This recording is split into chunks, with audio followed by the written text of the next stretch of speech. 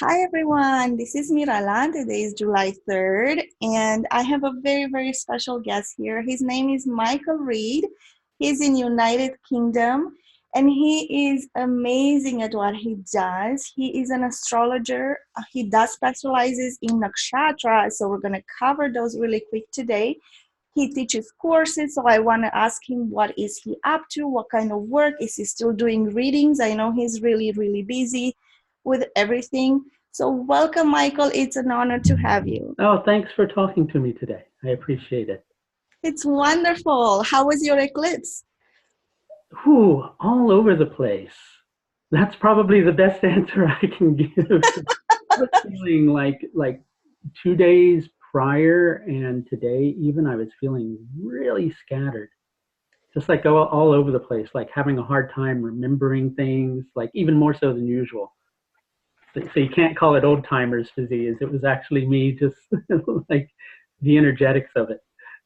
I had some surprises myself. This eclipse was interesting. Now that I'm into astrology, I can start paying attention. Mm-hmm. Mm-hmm. And yes, I'm hoping everybody went through this eclipse okay. I know the effects will last for a while, but like that specific eclipse point is done and over, right?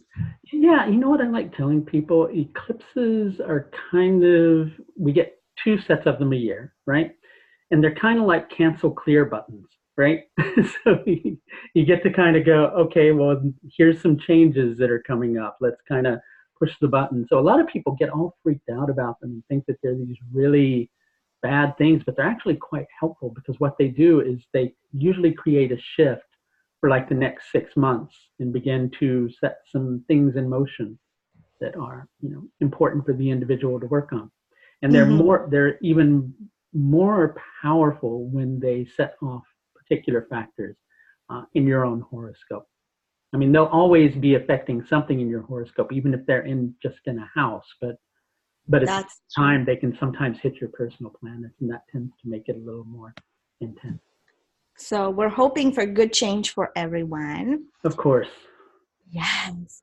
Michael, can I ask you, because most of my viewers, the few viewers that I do have are, mostly new to astrology, and just are not even into astrology. They're just somebody that are interested in finding out more. And basically what people know about astrology is I'm a Taurus, I'm, an Aries. And what they mean is they have their sun in Taurus. Right. So of course I am making slowly videos about, how the other planets affect.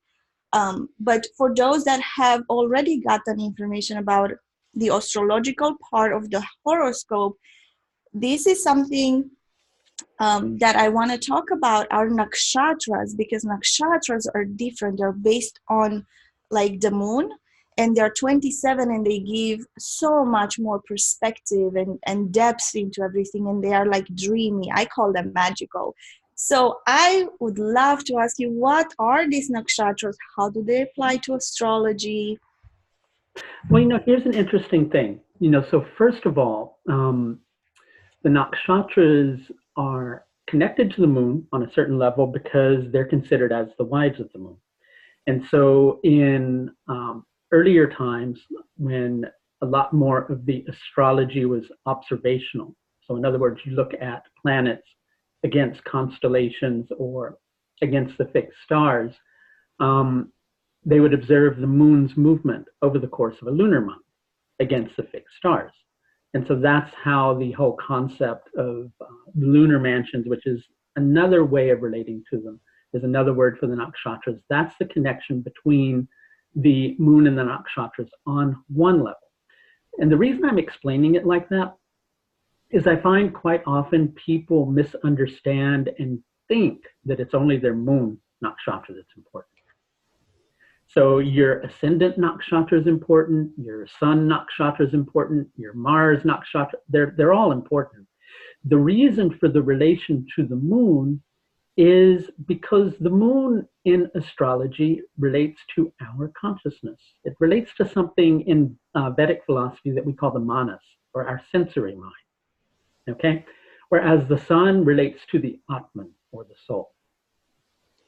So if you think about it, that's a pretty interesting thing, because the Atman is the soul, right? And the moon is the consciousness. What does the moon do? It reflects the light of the sun, or that's what it's meant to do. That's what its purpose is, right? Yes. And over the course of a month, the moon waxes and wanes. So on a certain level, it's like the way that we're kind of tuning into our own soul energy tends to wax and wane over time as well. So consciousness is a much more subjective experience, right? So kind of trying to give an understanding of the difference between solar and lunar astrology so people understand. So the sun, the sun just goes through experiences, right? I get married, no big deal. I get divorced, no big deal. I get I get a job, no big deal. I, lose my job, no big deal. These are all just experiences the soul's having. The moon goes, I get a job, I feel really good about the job, I lose the job, gee, that's not so good. The moon goes through these subjective experiences of the ups and the downs because it has a hard time tuning in that what's actually happening to it is beneficial for the soul. Both of those factors are very important in astrology. So the nakshatras relate a lot more to the more subjective experience of what the individual is going through. They're very important on that level. So I don't want to demean their meaning by saying like they're the subjective experience. Because here's another way to look at it too. Everything in astrology every component has a purpose, so to speak. So especially in Vedic astrology. In Brihat Parashara Hora Shastra, which is one of the ancient astrological texts, and is probably the most cornerstone text that we have in Vedic astrology, there's the concept that the planets are incarnations of Vishnu. Okay, so the planets are God incarnate, or aspects of God, or God in creation, right? We're also the same thing. We're, God in creation too. Everything is. The Rashis are considered the unconscious limbs of Kala Purusha, which is time personified, which is another aspect of Vishnu. Okay? So the Rashis, or the signs, are like the body parts. But a body part, when you die, there's, eventually it's just a dead body with no soul or consciousness in it. It's just a body part. So that body part needs consciousness interacting with it. So that's what the planets are doing. Even if you don't have a planet in the sign, if you don't have a planet in the sign, it doesn't mean that part of your life is dead, because there's always going to be something aspecting that sign. So there's always going to be a little bit of energy coming into it. The nakshatras are something completely different. What they do is they grow our consciousness in relation to the events that we're going through in life. So going back to the signs for a moment, the signs being the body parts, one of the functions of the signs is to act as a field that takes the energy of a planet, fine-tunes it, and then impacts a particular area of life dependent upon that. So Rashis or signs, as they're also, as most people know them, also affect different areas of our life. They create the houses, like 7th house relationships, 10th house success, etc. So what the nakshatras do is they determine how we're going to grow all those different things.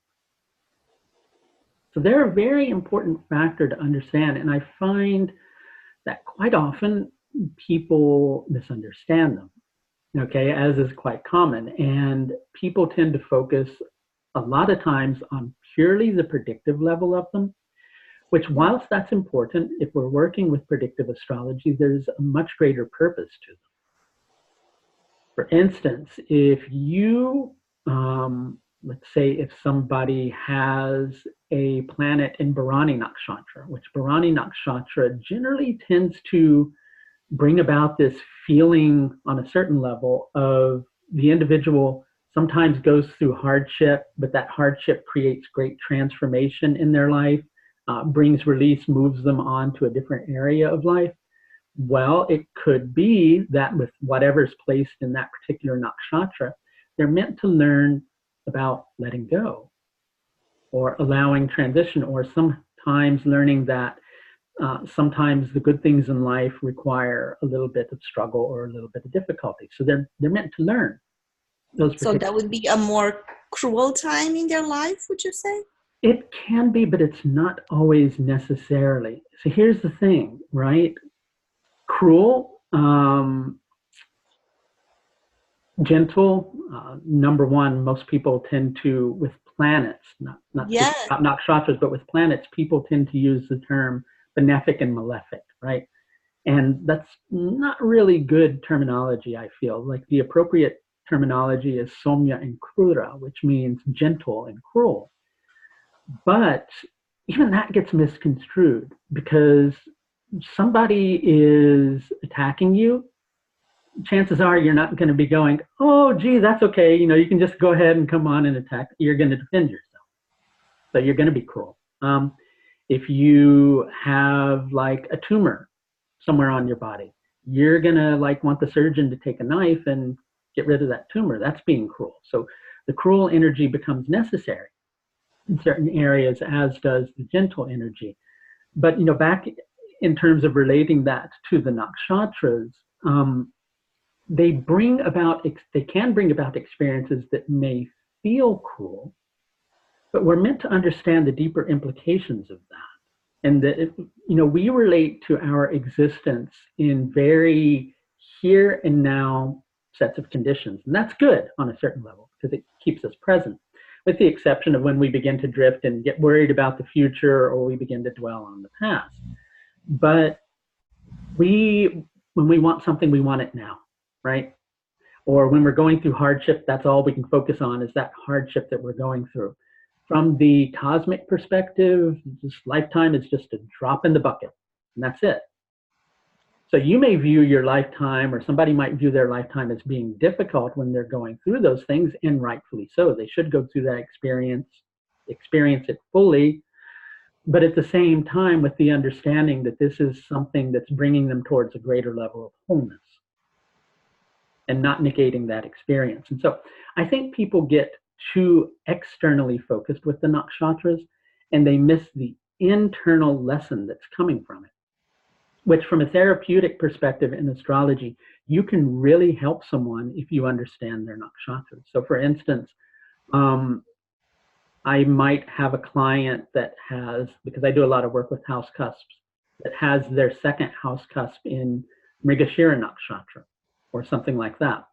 So you look at not only each planet has a nakshatra, you look at that particular point in the horoscope and see which nakshatra it falls into. I do. That's one of the things I do. That's amazing. Okay, so second pass. So if they have the second house cusp that is in Mrigashira Nakshatra, and a lot of people don't work with house cusps, but you can really get a lot out of them, then it could be that with their family, because family is a second house matter, and that's something a lot of people don't know. They could have had a family background where family came together and then split apart and then came together and split apart over and over again. And so if you know that about somebody, it gives you something immediately to discuss with that person. So Mrigashira is one nakshatra that one of the characteristics for it is like keep trying, or it has an energy. One of the energies connected with it is an energy of reconciliation and rehabilitation, because there's a story about Mrigashira Nakshatra that relates to the moon, because Soma is the deity that's connected to Mrigashira Nakshatra, because all the nakshatras have deities connected to them. And there's a story about how the moon fell in love with Jupiter's wife, okay, whose name was Tara, which basically means star anyway. So the moon fell in love with Jupiter's wife. And Jupiter, his name in Vedic mythology is Brihaspati, so he's the priest of the gods. So what the moon did was the moon convinced Jupiter that it would be a really good idea if he started his sacrifices, his rituals early that day, right? So that he would be away from the house. So then the moon kind of came in and eloped with Jupiter's wife. And Jupiter found out and got upset about it, and of course demanded that his wife, be returned. And to make a long story short, the gods had to intercede, and basically Jupiter's wife was returned to him by the moon. The only thing is when she was returned, she was pregnant with the moon's child, Mercury. which was Mercury. But when the child was born, Jupiter fell in love with the child and decided to raise the child himself. And so there's this process of splitting apart, coming back together again. Oh my goodness. Yeah. So that's, that's what I like. One of the things that fascinate me about nakshatras are they go into these mythological stories, into deities. Mm-hmm. So it connects us to something greater, but they're not so like pinpointing. Oh, I want to know what color this pillow it is that I'm going to buy, this house, what color am I going to paint? It just goes, it's just, you can't quite touch it, but it increases your understanding. So you have to just let your mind flow and be open-minded. And that's a very good point, and I'm glad you brought that up, because what ends up happening with the nakshatras is a lot of people, number one, there's not really much written in a lot of the ancient texts about how to work with the nakshatras. Okay, so there's not a lot of nakshatra techniques that are out there. They're kind of like an open field for investigation, which is good on one level, but on another level, it makes people hesitant, because some people, when they first learn astrology, they're afraid to explore because they're afraid they'll get something wrong, and so then a lot of people don't go there. But what happens with the nakshatras is there are several different ways that they're judged. You may not have a way to do this. That piece of paper you were holding up earlier, do you have a way to screen share it or no? If not, don't worry about it. I actually, I have something on mine. Actually, I have something on my end. Let's do this. Just give me a moment. I'll find something. Sounds good. If not, I have it in PDF, so I could. We'll do this. We'll bring that slide up, and I'll screen share it with people just so they get an idea. Just so I don't forget the question when you are done with this idea, maybe you can tell us a little bit about how ancient are we talking about? And, like they didn't go into details, but like, do we have a record of them existing, people acknowledging them, their power? Yeah, we'll do that, most definitely. What I thought I would do is I wanted to show people this just so they get an idea. Yeah. Yes. In the back of my mind, I also want people to understand the difference between nakshatras and signs, because I find that that's a common misconception with people. Yeah, but let's definitely do what you were saying too. So let's do this. If I can, there we go. So with the nakshatras, there's all these different aspects of them. Yeah. And you'll see things like this, like gender, it's masculine, but it's passive. And those things sound seemingly contradictory. Yes. And you'll find that happens a lot with the nakshatras, that there's a lot of what seem to be contradictions, but they're not. They're all those things simultaneously, right? And that's what's confusing to people. I'm going to exit out of here for a moment, is the fact that there are all these different contradictory elements of the nakshatras, but different planets bring out different aspects of it. So for instance, if you have a planet that's Rajasic by nature, I'll explain that to people. Rajasic energy can be very racy, like it doesn't like to sit still. It also, Rajas translates to mean mist. So it's lost in the illusion of I'm doing this. So it gets filled with desire to pursue things on a certain level. If you have a planet that's Rajasic, like Venus, in a nakshatra that has like a Rajasic tonality to it, that's going to get highlighted. Okay. The nakshatras also have what are called a caste. Like there's the Kshatriya caste, which is like the kingly or warrior caste, their nobility, right? So if you have the sun in that nakshatra, which is a Kshatriya planet, it's going to highlight that. So a good way to work with the nakshatras is to understand that it's a blending of all those different things. And if you know what factors you're working with, you'll know what's likely to get released at any given moment in time. And I think that's what a lot of people miss with it, is they see all those different various things. They go, how am I going to predict with this? I'm just going to kind of stay away from it because I don't really understand it. So it sounds like we have planets that have different characteristics to them, Mm-hmm. but then you put them in nakshatras that could have totally different characteristics. So either you get a common thread that you're following, or you have to learn, teach your mind how to multi-layer everything. Mm-hmm. Not only that, then in transits, basically a planet goes in through every single nakshatra in transit, because there are how many nakshatras? There's 27? 27. Some people work with 28 for certain purposes, but the main system works with 27. Yes. So you have so much to work with by putting a planet, because in your natal chart, yes, a planet is in one nakshatra and you can explore that or think this is it, but then you open it up and you carry a planet to every single one of nakshatras, regardless if that planet is tamasic or rajasic. Then you have to learn how to, wow, that sounds so amazing and complicated, but But I it's think it simple once explains you a do it. lot. Well, here's an idea too. It's like, let's say, for instance, you have, so there are different nakshatras, as I said, have so many different aspects, but one quality of nakshatras is they have a nature. Like one nakshatra can be what's called dhruva and sthira, which means fixed and firm, right? And another nakshatra can be chara and chala, which means movable, and like it has this kinetic energy to it. It's changing all the time. So let's say, for instance, that you had all in one time by transit a lot of planets in Chara and Chala nakshatras. That's going to bring all of that energy to the forefront, right? So you look at the symbolism that's kind of shared by all those different nakshatras, and it'll give you a clue as to what the energy is that's really being released at any given moment in time. It's just, and it works very similar when you're just doing planets and signs and houses too. And a lot of people don't think to just follow that particular concept through to nakshatras, and you get a lot of the same results. But I wanted to share with viewers the concept of signs versus nakshatras, because one thing I tend to come into contact with a lot of people when they're trying to understand the nakshatras is because they're looking at a horoscope chart. They go, nakshatras are subsections of the zodiac sign, but they're not.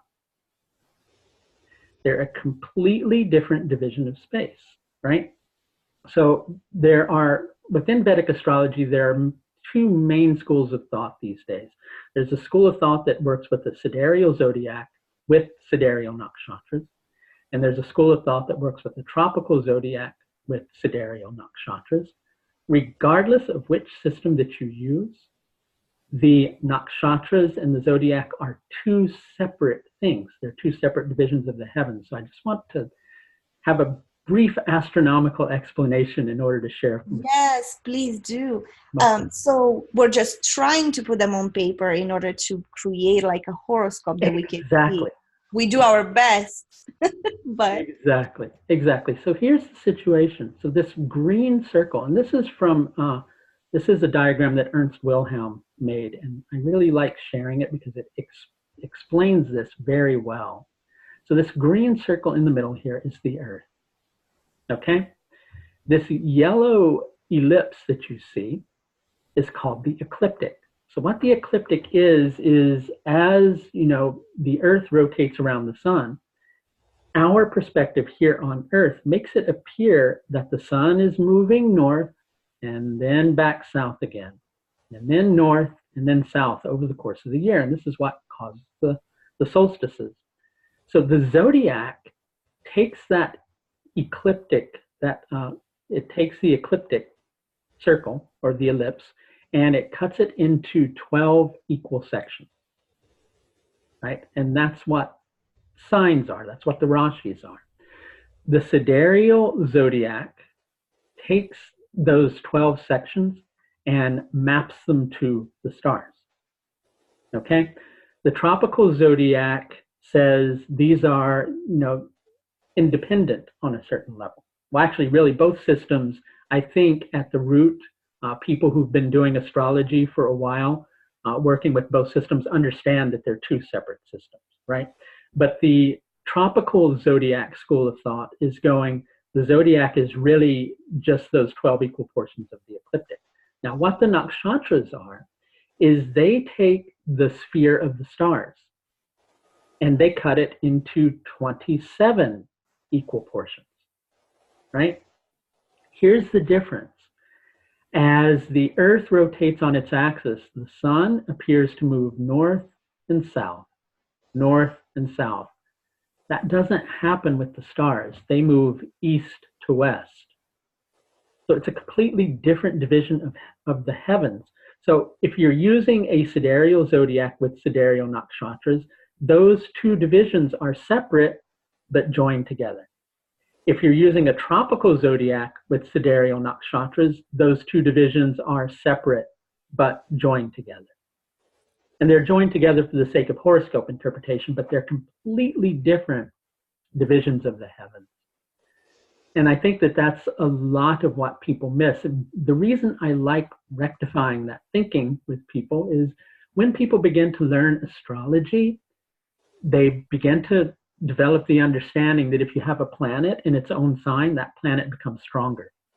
That concept doesn't work with the nakshatras. It's a completely different concept, okay? So you could have a planet in, like, being really afflicted and in poor dignity and in its own nakshatra, and that's going to impact how that nakshatra works out. It's not just that the planet becomes strong, it's going to be somewhat familiar with the energy of that nakshatra because it's connected to it, which opens up a whole other can of worms. I'm not going to go down that path, which is how the planets connected to the nakshatras work. And I'll explain to people what I mean. Most people know things like when they first begin to learn astrology, that Mars rules Aries, Venus rules Taurus, etc., right? When you learn the nakshatras, you learn a similar concept, like Ashwini nakshatra is connected to Ketu. Bharani nakshatra is connected to Venus. The planets connected to the nakshatras don't actually rule the nakshatras, but that's what we like to say. And I even say it sometimes too, but really they don't rule the nakshatra, because the reason that those planets are connected to the nakshatras is so the concept of dashas or planetary periods can be created. That's why nakshatras are given a planet association like that. But the real thing with nakshatras are the deities that are connected to the nakshatras. That's the vital point of it. But what I like explaining to people, because the moment you begin to say, okay, well, nakshatras don't have, planetary rulers, so to speak. Well, that's true. But then some people, I find, take that thought and they go, okay, right, that means we should not really consider the planet that's associated with the nakshatra. I haven't found that to be the case. I find it's very important to examine the well-being of that planet. And I like using, when I teach nakshatras, I try to explain to people that, let's use the term emissary, which basically means messenger. Because the planets connected to the nakshatras, that's what they do, is they're like a messenger for that. So in medieval times, there would always be like a messenger who would go from one kingdom to another, because that's how they got the message, like across from one kingdom to another. So if that messenger was really sharp-witted and strong, then he could ride for days and still remember what the king told him and arrive at the kingdom, transmit the message, and have everything go really smoothly. But if he was a complete idiot and a weakling, he was going to get there, get the message wrong, and next thing you knew, those two kingdoms would be at war with each other. Right? So true. So it's important, the planet connected to a nakshatra, but they don't actually rule it. And it's an important thing to understand, I think, when people begin their fundamental studies of Vedic astrology. But you were asking earlier, like, what do we know about the nakshatras? Like, how long ago they go back? Well, there's written records of the nakshatras in the Rig Veda, which dates back about 2,800 years ago, I believe. I could be wrong. I'm not an expert on history. I just know it's a really long time ago with that.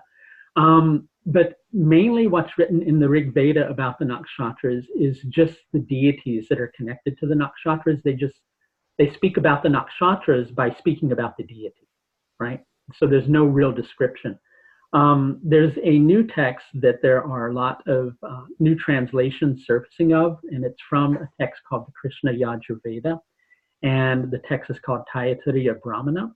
I'm unsure of the dating of that. If anybody knows, please feel free to comment in the comment section below, like Ernst or Viktakar or anybody else who may choose to watch this. If you know the dating of that, please feel free to share with us. But basically, these contain actual descriptions of the nakshatras. That being said, there's also, I had something shared with me by Dr. Arjun Pai once, which was a coin that was excavated from an archaeological site that dates back to about 4,200 years ago. Oh my God. That has nakshatra symbolism on it. And so, fact of the matter is, we don't know how far back, but most people who study the nakshatras deeply believe, myself included, that the nakshatras predate any system of working with rashis or signs. But we don't really know for sure. That's the whole thing. So speaking of that, am I allowed to ask, like, how did you course. become so interested in this? Like, what draws to nakshatras? I don't know. I'm just a freak, I think. No, I'll share my story with it. When I first began to explore Vedic astrology, I'll share some interesting things with you, right? I was kind of becoming attracted to the nakshatras, but I couldn't find any information on them. I don't know why I was drawn to them, but I know why now, but I was just drawn to them and I couldn't find any information on them. And I decided one day to just go out, and I took a ride. And when I was out driving around, I decided to stop by a bookshop, and I wasn't even looking for anything on that. I was looking for a completely different book. And I happened to look in their astrology section, and there was a book by Dennis Harness, right? Who wrote a book some years ago on the nakshatra. And so I found that book and was really interested in what he had to share about it, because I was having a hard time finding information on the nakshatras at that point. And I know that he used as a source text in his text a book by Bipin Bihari, which I always highly recommend to people. It's called Myths and Symbols of Vedic Astrology by Bipin Bihari, and it keeps on being in print and out of print over and over again. And I'm just saying this to relay my experience, and I'm always concerned that I come across as sounding arrogant when I don't really intend to. Maybe I'm being arrogant and wishing that I don't come across as sounding arrogant. I don't know. But I just knew how to work with them, and I don't know how I knew how to work with them. Wow. And then oh yeah, it was like a past life memory or something like that. But then I recognized later on, you see, my moon is right on my ascendant. And I've spoken to a lot of people who have the moon on the ascendant or the moon on the descendant or something like that.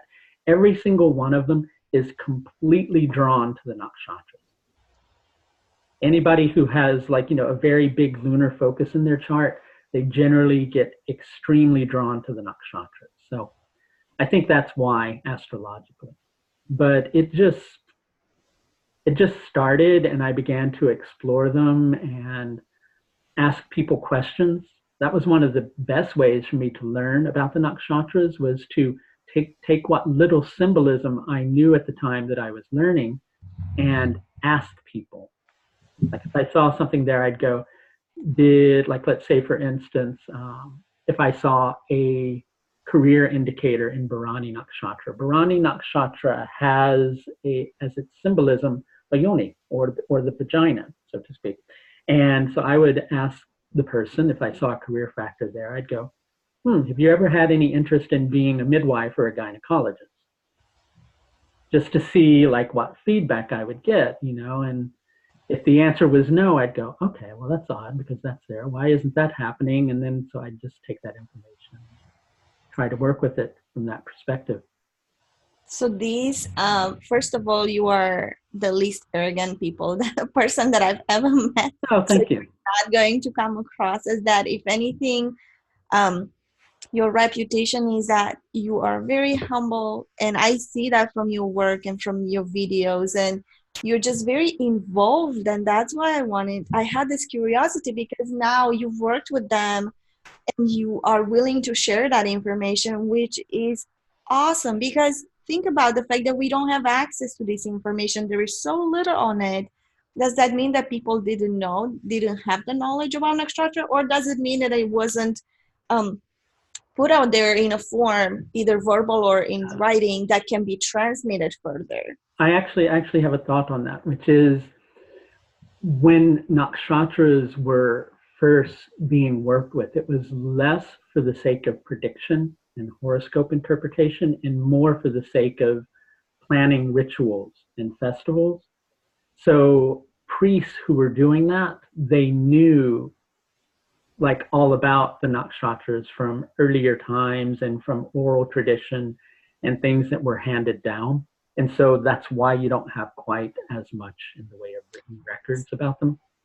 Oh, that makes sense. And then also, I'm thinking maybe kings and people that were really, financially powerful.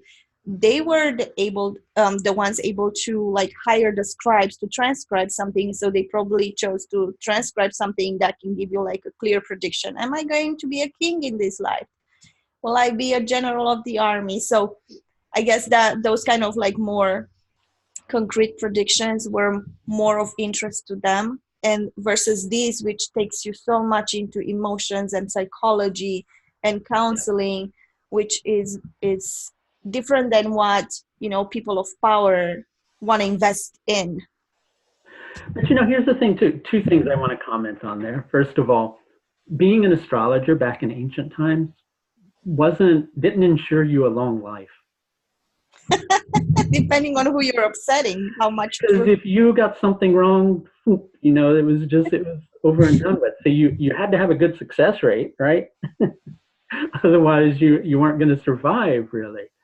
On the other level, with prediction, it is very possible to predict with nakshatras. I think a lot of times people just are unsure of how to do it. So, for instance, like if I'm just going to kind of come up with an idea and try to convey it. And it may sound like a little bit technical, but probably the only way I can convey it. Like, so let's say a person had Saturn as some sort of home indicator, right? And Saturn happened to be in Pusha Nakshatra, okay? And let's say you had another like fourth house or home indicator in Punarvasu Nakshatra, right? And let's say you're in a planetary period where both of those things are getting highlighted. Because all those different factors coming together have a symbolism of home, you can be pretty sure that you can speak about that home symbolism. So with anything in astrology, it's always about confluence. How many factors are pointing in the same direction? If just one factor is pointing in that direction, you're going to want to be cautious with that prediction. If you've got like three, four, five like lining up like a screaming like neon sign pointing in a certain direction, then you're pretty safe in saying that, and you're going to be right with a certain level of it. Interestingly enough, the recent eclipse, and I know some people are saying Arja Nakshatra, the system I work with put the eclipse in Punarvasu Nakshatra, and so many people were having issues of home coming up, like either moving house or, yeah, something in do that you regard. do you associate fourth house with like vehicles too? Because I know a lot of people that they were either buying or selling, or there were vehicles or home or mother issues. Exactly. Yes, I So, agree. so here's the thing too. Venus relates to vehicles too. Oh, So Venus being in Punarvasu Nakshatra, because Punarvasu Nakshatra also has a slight connection to transportation too. So transportation can be a big theme when those two things come together. And it's just a thing of understanding what you're putting together. But the nakshatras require a lot of dedication because when you're learning the signs, it's just 12 of them, right? you can learn a lot of that. With nakshatras, you're talking like, maybe, I don't know how many different facets of them there are, like commonly listed, as I was showing people earlier. I've never really counted that. But you're talking about like maybe 12, 14 different facets associated with 27 different nakshatras. It's not Wow. as easy of a thing to commit to your memory, really. Another thing that I wanted to ask, we're Mhm. talking about all these characteristics and symbols, and you've given examples, like for Bharani, what is the symbol for it? But is it, do you, maybe I know wrong, but I don't know if that's still the case, but there are also animals associated, like the There symbol, are, the animal symbol. yeah. Do you find that interesting? Do you work with that? I do. I work with different facets of nakshatras in different ways, but just to explain that part briefly, if you isolate that concept, then what you can understand is, first of all, those connections to the animals are most commonly used in compatibility. Okay. And they're most commonly used to determine sexual compatibility within compatibility. But they have another usage, which is if there's a planet in that nakshatra or a house in that nakshatra, when the individual is confronting difficulty with that nakshatra, the animal relates to how they're going to respond to emergencies, how they're going to instinctively respond to things, right? So if it's a snake, for instance, they're going to, kind of either strike or they're going to withdraw and transform. So, for instance, if I saw a lot of planets in a snake nakshatra, then there would be a heavy transformative energy to whatever the situation. And that would be Rohini, snake number? Rohini, Mrigashira as well. Okay. Yep. And if you had something else in Ashlesha, which is also connected to serpents on a different level, right, then you'd be having much more of a concrete concept. There are also body parts connected to the nakshatras, right? And while those work really excellently from the perspective of medical astrology, they also work really well symbolically. Like Jyeshta Nakshatra is associated with the neck. So if there's a planet in Jyeshta Nakshatra and that planet is afflicted, or if Mercury is afflicted, then you may find that the individual is not very flexible in their thinking or their perception of a situation. Because when the neck gets stiff, what happens? You've got to turn your entire body around, right?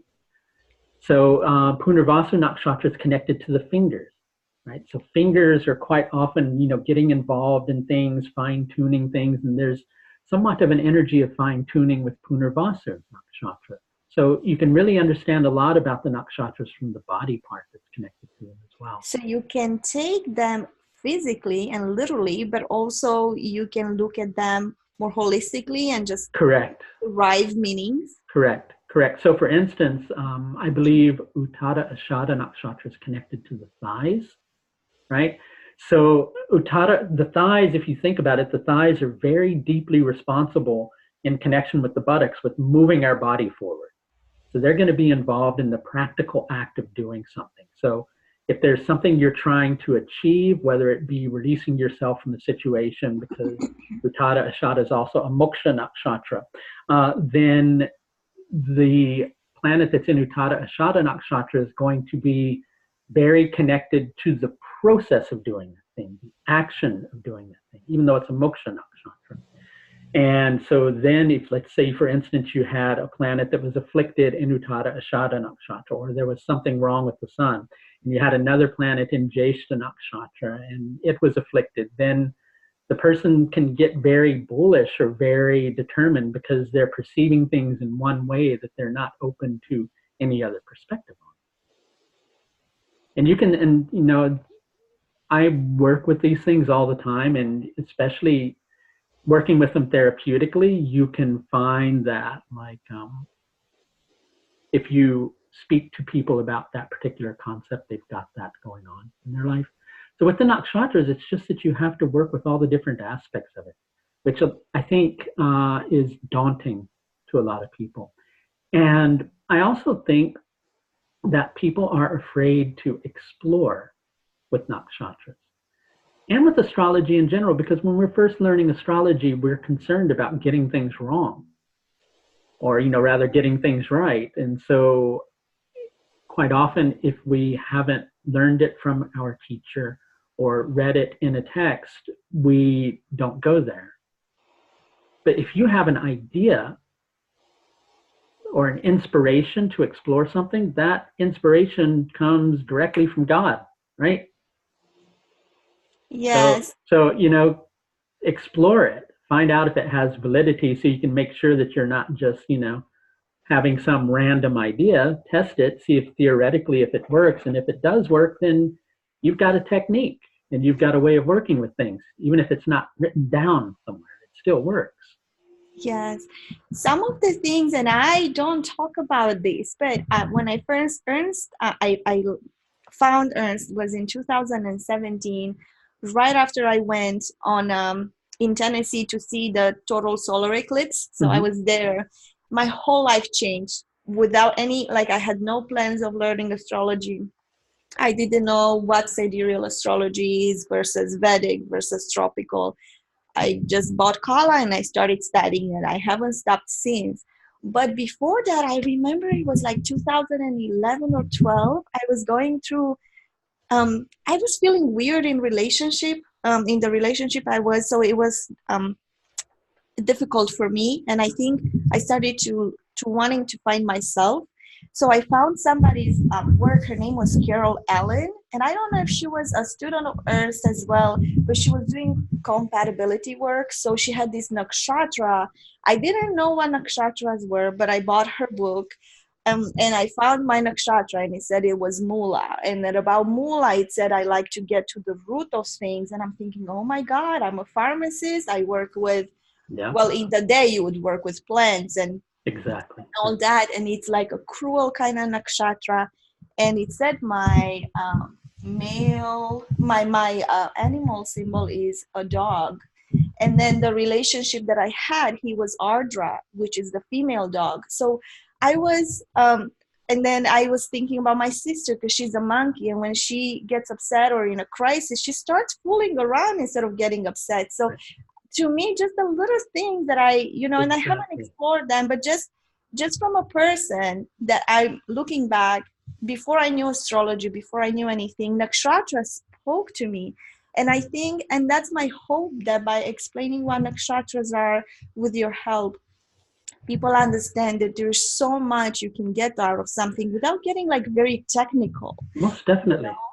Most definitely. And a lot of what you're meant to do with nakshatras, because they're much more of the subjective element. And with any good astrological process, you also want to have the analytical side, but with nakshatras, they're much more intuitive. So people with good intuition will just naturally tend to tune into things with the nakshatras. It's just part of a natural process. They're more of the conditional side of astrology. And so people either get them or they don't completely. But Oh, there are systems of working with them. I have found it's just learning how to qualify those things, and how to quantify things with the nakshatras. There's a whole way of doing that as well. You just have to think in roundabout ways with them. So number one, with nakshatras, they're very behaviorally oriented. They're very condition oriented. So looking at things, for those familiar with Vedic astrology, looking at things like Digbala, which is directional strength, and Chestabala, which is behavioral strength, gives you a lot of information about whether that individual is going to have more of a positive experience with that nakshatra or more of a difficult experience. that is so fascinating. Like, the out of all the balas, the Digbala is the one I'm attracted to most, Most because definitely. to use, you can use that planet the wrong way. I don't care how great that planet is, you can put it in the wrong spot, Yep. misusing it by using it in the wrong field or the wrong way. So what you're saying is that shows like the positive, the traits of nakshatra It versus shows their capacity to take the energy of the nakshatra and direct it. So they're tuned into it and know how to work with it. Whereas, Chestabala relates to their confidence in working with it as well. So taking the sorry, I'm trying to, like, my mind went blank for a second. Taking the strength of the planet plus the Digbala plus the Chestabala is going to give you, it's going to give you a good understanding of how to work with it. But I also use the Avastas in terms of how to understand the strength of those too. You do? So you check if like a planet is awake or if it's exalted? Well, exactly. But here I kind of came up with a scoring system of my own based upon taking the 60 Rupa system of astrology. Whereas you take the dignity of the planet gets a certain score based on its dignity from 0 to 60. Then you take the Baladi Avasta of the planet, and a planet gets a certain score of 0 to 60 based on the Baladi Avasta. And you take the Jagradati Avasta of the planet, and the planet will get a certain score based upon the Jagradati Avasta. And you take all three of those numbers, you add them up, you divide it by 3, what do you have? And if you take that number, anything that is 25 points and above is going to be a pretty strong planet. Anything below 25 is going to be compromised. But it's an incomplete way of understanding it because you also, aside from that numerical score, you also need to understand each of the components contributing to that score. Okay, so for instance, if a planet's neutral, it gets 8 points out of 60, right? If a planet is Yuva, that planet gets 60 points. That's 68 points, right? And if that planet is, let's say, Swapna, it's going to get 30 points. That's like 98 points. You divide that by 3, you get 32.66. I can only do that in my head because I do it all the time, right? So otherwise, I'd be using the calculator. So basically, that planet, even though it's productive with the nakshatra, it's got neutral dignity. So it's going to feel like it's just barely able to deal with the process that nakshatra indicates. So you also have to take each an adult, like even if it's Yuva, you would think, oh, great, it's ready to go. Based on its dignity, it doesn't. You still have to take the other factors into consideration. And by the same token, you can have a planet that is in its own house, so it's going to be confident, right? And let's say it's also Bala, which is infant. And let's say it's also Jagrat, it's awake. Well, think of that nakshatra and think of how somebody immature would handle that nakshatra. You want to leave them on their own in the house? Try on right, your own. I mean, right, exactly. It works. It really does work. House, I'm strong. So what you can generally tell the person is, if they're working with that process, is you can go, well, it's not that you're not doing okay with that process, but sometimes you are not really approaching things from as mature of a perspective as you could. And I have found it works like a charm, like in tuning the person into it. It's really profound. And if we think about that in connection to, like, the fact that this system exists, then you can understand that somebody like centuries ago created a really powerful system of astrology that we're only just able to fathom a little bit. So I'm running out of time just a little bit on this end, but I saw that. I took advantage of your time too long. But you're combining all of these. I want, before you leave. Oh, take your time. We got another 5 minutes. Tell us how to get in touch with you. What kind of classes you're teaching? Do you still have time for readings? We want to know. I do. I definitely have time for readings. Those are available through my website on the services page.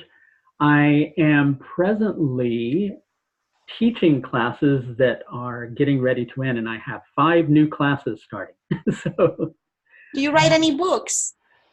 I don't. To be quite honest, it's because I'm a dad. So I don't have time to, like, I keep planning on writing a book, but like between consultations and classes, trying to fit a book in there means I wouldn't be sleeping. But I keep planning on doing that.